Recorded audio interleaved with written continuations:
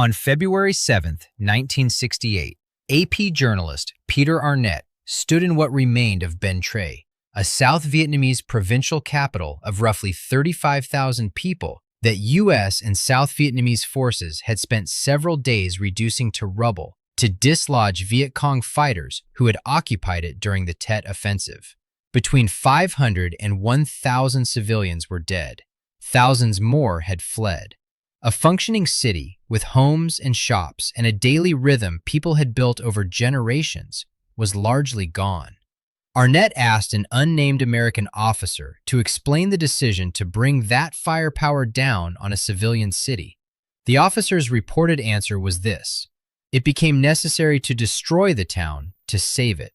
The officer was later identified in some accounts as Army Major Phil Cannella.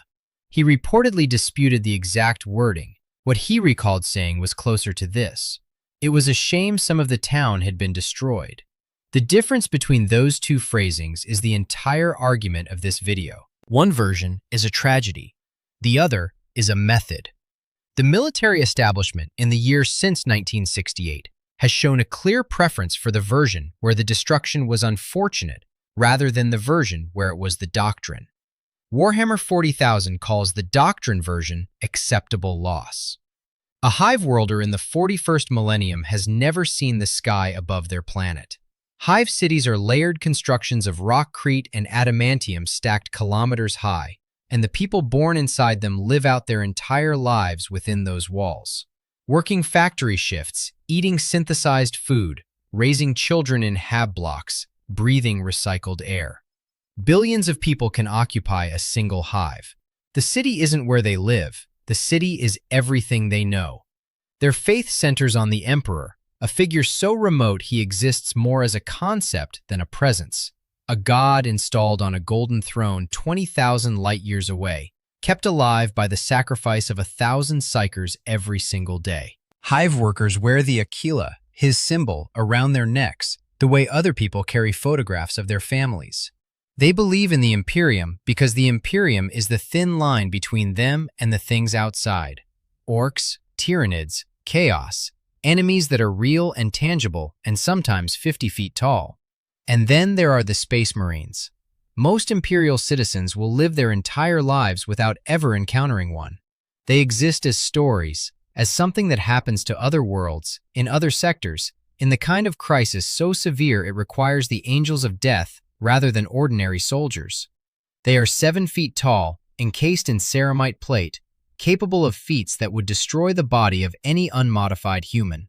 Their names circulate through hive culture the way saints circulate through hagiography. Grimaldus of the Black Templars, who held a city against impossible odds. Dante of the Blood Angels, who has fought for over 1,000 years without dying. Knowing their names and understanding what their arrival actually means are two different things. The drop pods come fast. The battle begins before you've processed that it's real. And when it's over, the Marines leave at the same speed they arrived. The Third War for Armageddon began in 999 M41 when the Orc warlord Ghazghkull Mag Uruk Thraka returned to the planet Armageddon with a force large enough to threaten a world of more than 1 billion inhabitants. The Imperial response was enormous. Over 25 Space Marine chapters, dozens of Astra Militarum regiments, multiple Titan legions deployed across an entire industrial world. By any scale of measurement, this was one of the largest military operations in the Imperium's recent history. Hive Hellsreach was one of the focal points of that war. Chaplain Grimaldus of the Black Templars led the defense of the city against a sustained Orc assault. The Orcs couldn't dislodge the Imperial defenders before the planet's season of fire forced them back. The battle was declared a victory. Hellsreach was saved. The Hive was virtually demolished.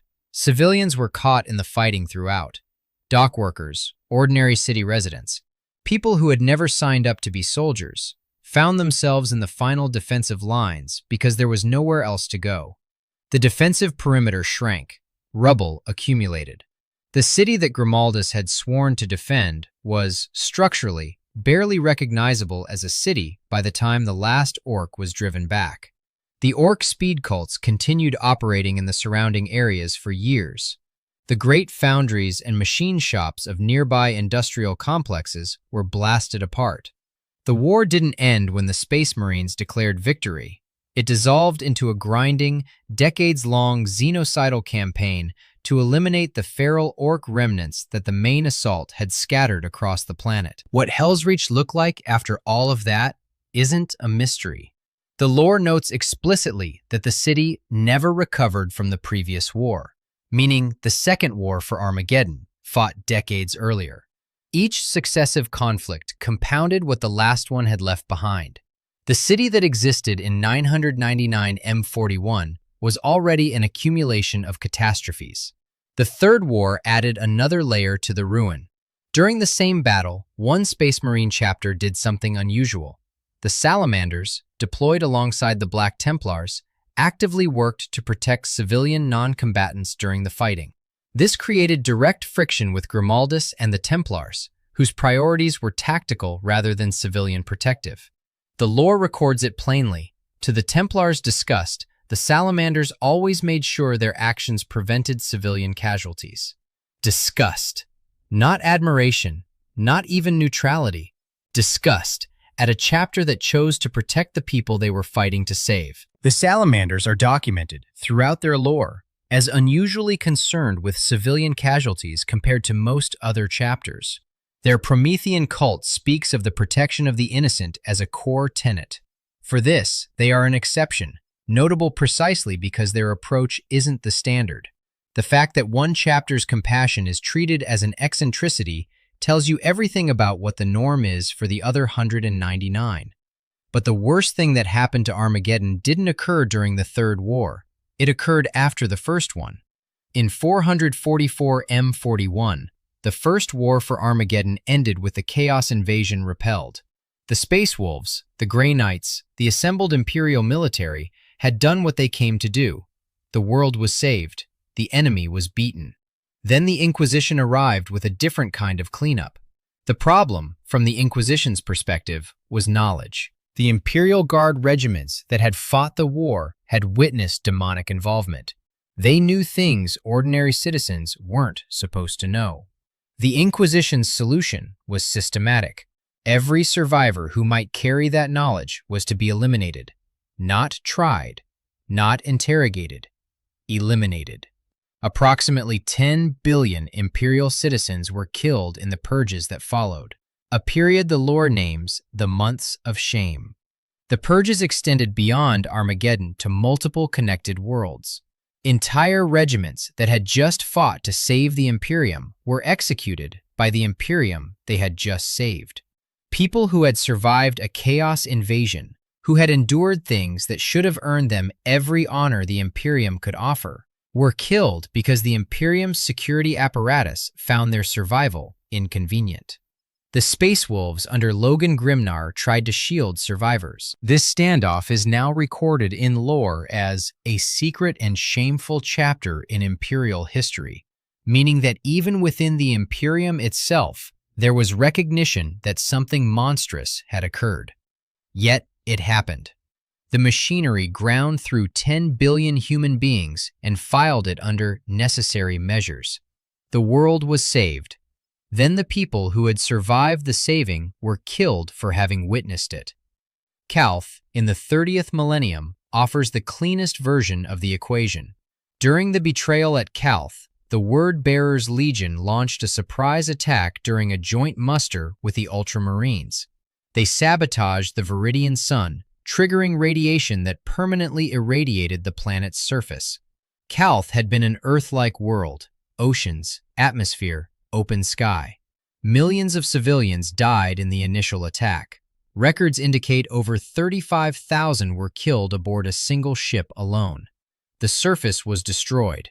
What had been a green world became a subterranean death world. The Ultramarines repelled the Word-Bearers. That counts as a victory. Calth's surface has been uninhabitable ever since. The survivors retreated underground and fought a years-long war in the tunnels beneath the ruins of everything that had been theirs.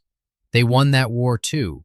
But winning a tunnel war beneath a world whose sky will kill you is a particular kind of victory, one that requires redefining what survival means at a fundamental level. Calth was saved from the word-bearers and condemned to the underground in the same event. Both things are true. The campaign histories record the first one. St. Lo was a crossroads town in Normandy, strategically indispensable to the German defensive line. Allied planners decided the only way to dislodge the German forces was to bomb it. American B-17 flying fortresses struck St. Lo on June 6, 1944, the first day of the Normandy invasion, and then continued striking it day after day for more than a week. After a week of raids, the B-17 finished their work. Warning pamphlets had been dropped on the town beforehand, but high winds had carried most of them away, leaving residents with no warning. Over 300 French civilians died in the battle. The U.S. 29th Infantry Division and the 19th Corps fought street by street through the ruins for 12 more days, taking more than 11,000 casualties in total. By the time St. Lo was captured on July 18, 1944, more than 90% of the town had been destroyed. On June 6, 1944, the first day of bombing, the departmental archives of St. Lo were entirely destroyed. The written historical record of the region, centuries of it, went up on the first day. The history of the city was erased alongside the city itself. The 19th Corps, having taken St. Lo, moved east. The war continued. There was a Berlin to reach, and St. Lo was a stepping stone, not a destination. The French civilians who had survived their liberation were left in the rubble. That isn't a criticism of the individual soldiers who had fought for it. They were doing the fighting. It's a description of how liberating forces operate. They liberate toward the next objective, and the people behind them inherit what liberation produced. Samuel Beckett arrived at St. Lo in 1945. He came not as a soldier, but as a storekeeper for the Irish Red Cross, which had assembled 3,000 crates of equipment and 6 ambulances to establish a field hospital in the ruins. The Irish Red Cross Hospital at St. Lo was inaugurated on April 7, 1946. In its first year of operation, 180 babies were born there. Beckett's role was logistical, managing supplies, driving. He wasn't a medical professional. He was, in the most literal sense, a witness with a clipboard. During the war, he had been active in the French resistance, hiding from Nazi patrols, forced to flee occupation. He arrived at St. Lo as someone who had already survived what war does to people, and found a town that the war had not yet finished doing things to. In 1946, Irish National Radio commissioned him to write a short piece about the hospital and its work. The result was The Capital of the Ruins, a piece written for broadcast, officially intended as a kind of report on the Irish hospital's mission that became something else entirely. It opens by establishing the hospital, its name, its location in the ruins of the town. Then it does something propaganda pieces commissioned by relief organizations usually don't do. It simply sits with what is there, without resolving it, without providing the redemptive arc that official dispatches prefer. Scholars have described The Capital of the Ruins as often cited but seldom analyzed. Its obliqueness is the point. Beckett didn't write about liberation or victory or the courage of the Allied forces. He wrote about an Irish hospital standing in rubble, tended by people who had come from a neutral country to clean up what the fighting nations had left behind. He named the place accurately, not the liberated city, not the saved town, The Capital of the Ruins. That title is what this entire conversation is about. Not the campaign, not the tactical success, not the flags raised over cleared territory. The Capital of the Ruins. What remains after the force departs. The city of Bến Tre was eventually rebuilt. A New York Times correspondent visiting in 2004 described it as a quiet rebuilt town, proof that the destruction wasn't the final word. Life returned. The city recovered. But it recovered over decades by the hands of the people who had survived the fighting, largely without structural support from the forces that had caused the damage. The Battle of February 7, 1968, ended with the Viet Cong dislodged from Bến Tre. The military objective was achieved. American and South Vietnamese forces moved to the next engagement. The physical cost of that achievement is disputed, which is itself telling. U.S. military estimates placed structural destruction at roughly 30% of the city's buildings. Vietnamese provincial authorities placed it at 85%. The gap between those numbers is enormous. Somewhere in that gap is a version of the truth that nobody with institutional authority has ever fully committed to, because committing to it would require owning a number that corresponds to a doctrine rather than to an accident. Arnett later recalled his own version of the quote at a journalism conference, in his own words. In my story, I quoted an American major saying, "It became necessary to destroy the town in order to save it." That was his explanation for the use of air power and artillery. That was his explanation, not a confession, an explanation, a method with a rationale attached.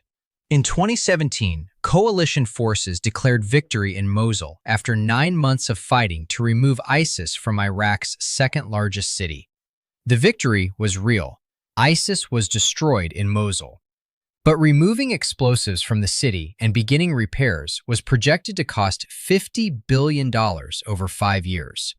Mosul's old city alone, the densely packed historic urban center that bore the worst of the fighting, was estimated at $1 billion to rebuild. More than 5,000 civilians were documented dead by the city's own morgue records. Other estimates ran far higher. Over 900,000 civilians were displaced by the combat, most of them by the fighting necessary to achieve the liberation they had been promised. One Mosul resident described it without ambiguity: to liberate us, but they did the opposite as they destroyed us. West Point's own Modern War Institute published an analysis that named the pattern in its title: "Militaries must destroy cities to save them." The article examined Mosul and Raqqa and referenced the Bến Tre quote. The military community has never been entirely unaware of what it does. The awareness and the accountability are different questions. Under the laws of armed conflict, collateral damage, the formal legal term for civilian death and infrastructure destruction as a byproduct of military action, is defined as neither illegal nor a war crime when proportionate to military objectives. That framing means perpetrators hold no legal responsibility to the people they leave in ruins. You can destroy a city in the process of saving it, file the paperwork classifying the civilian dead as collateral, and move on with clean hands and a completed operational report. One academic analysis of this legal structure puts it plainly: collateral damage is neither actively sanctioned nor a war crime. And this uncertainty means the perpetrators hold no responsibility to the victims. The military wins, the civilians inherit what winning required. The Codex Astartes is, in the 40K canon, the foundational military document of the Space Marines, written by Rebude Guilliman, primarch of the Ultramarines in the aftermath of the Horus Heresy. Its documented contents cover military organization, squad structure, tactical doctrine, gene seed stewardship, and chapter governance. Guilliman wrote it to limit Space Marine power and prevent another civil war within the Imperium. The Codex Astartes is described in the lore as a tome that teaches Space Marines to place duty and honor above all. Duty and honor, not civilian welfare. No source in the Codex's documented contents includes any substantive framework for post-battle reconstruction or civilian protection obligations. The document was written to restructure military forces, not to protect the people those forces fight for after the fighting ends. Whether that absence was intentional or simply never considered is unknowable from outside the text. The effect is the same either way.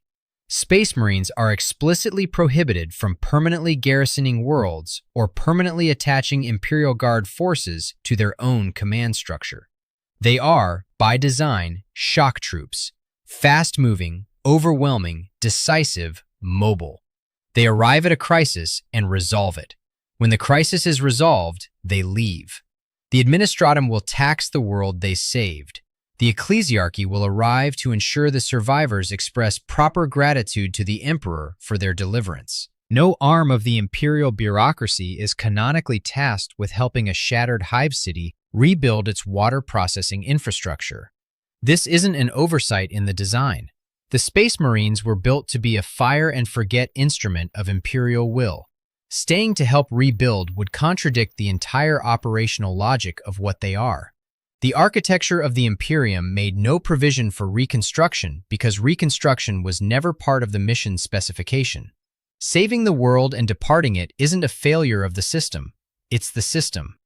Rabute Guilliman was resurrected in M42, having been suspended in stasis for 10,000 years. His first canonical response to the Imperium he encountered upon waking was this: "Why do I still live? What more do you want from me? I gave everything I had to you, to them. Look what they've made of our dream." That is the most important sentence in this entire conversation, and it comes from the man who wrote the Codex. Guilliman isn't an outside observer. He designed the doctrine. He specified the organizational structure. He is the authority the Codex invokes, the primarch whose name sanctifies 10 millennia of Space Marine deployment doctrine. And upon seeing the accumulated consequence of that doctrine across 10,000 years, the Purges, the ruined worlds, the billions killed in the name of protecting billions, his response wasn't satisfaction, it was grief. Not pride in what his system had preserved, but horror at what it had become. The dream he's mourning isn't abstract, an Imperium that actually protects humanity, one that fights because it must, not one that has forgotten that the fighting was supposed to serve a purpose. 10,000 years of, "It became necessary to destroy the town to save it," applied across 1,000,000 worlds, produced the Imperium Guilliman came back to. One that kills its own survivors to prevent inconvenient testimony, that bombs its own cities to deny them to the enemy, that designates billions of people as acceptable loss and logs it as a victory. Even the person most responsible for the doctrine recognizes its failure. He's been trying to fix it since M42. He can't undo 10,000 years. The Space Marines aren't the villains of this story. That point is essential. Grimaldus held Hell's Reach when the city would have been consumed. The Ultramarines at Calth repelled a betrayal that could have broken the wider resistance. The first war for Armageddon ended with a chaos incursion stopped cold. These are genuine victories against genuine existential threats, fought by warriors who believe entirely in what they are doing. The 41st millennium contains things that will end civilizations. The Space Marines are the reason some of those civilizations still exist. But the officer who orders the artillery strike and the person sheltering in the building the artillery destroys can both be real at the same time. The tactical victory and the civilian ruin can be the same event, experienced simultaneously from two different elevations. The surgeon can save the patient, and the patient can still wake up missing a limb. And the surgeon, who is already in the next operating theater, may never know which outcome they produced. That's why the salamanders matter. Their documented concern for civilian casualties isn't presented in the lore as obvious or baseline. It's presented as distinctive, as unusual, as a specific characteristic of their chapter that other chapters don't share and occasionally find contemptible. The fact that protecting the people you're fighting for requires a specific, documented cultural commitment, rather than being assumed as part of the mission, establishes what the default actually is. 80 years after the bombs fell, a survivor of the Allied bombing of St. Lo gave an interview to France 24 on the anniversary of the liberation. "I can still see it," they said. The families who came back to St. Lo in the late summer of 1944 were, in the words of one account of the Normandy campaign, celebrating liberation while mourning loss, embracing freedom while facing homelessness. Both things at once. That is the civilian experience of destructive liberation, the genuine gratitude and the genuine grief occurring simultaneously in the same body standing in the same rubble. The Imperium's theological framework has an elegant solution to this problem. The imperial cult holds that the emperor's will encompasses all things, including, by extension, the destruction that his angels produced in the act of saving you. Suffering isn't an indictment of the emperor's love, it's evidence of it. The more you've lost, the more the emperor has tested your faith and found it sufficient. For a survivor of Hell's Reach, standing in the ruins of the only city they've ever known, the doctrine provides a complete answer. The angels came, they fought, they won. The city was saved, the emperor protected, and whatever remains, the rubble, the bodies, the broken infrastructure, is the emperor's will, and to question it's heresy. That is the most insidious feature of the system.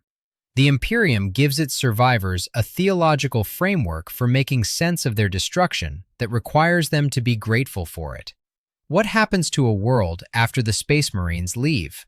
The Marines leave it in the condition that winning required. Half burned, if winning required burning half of it.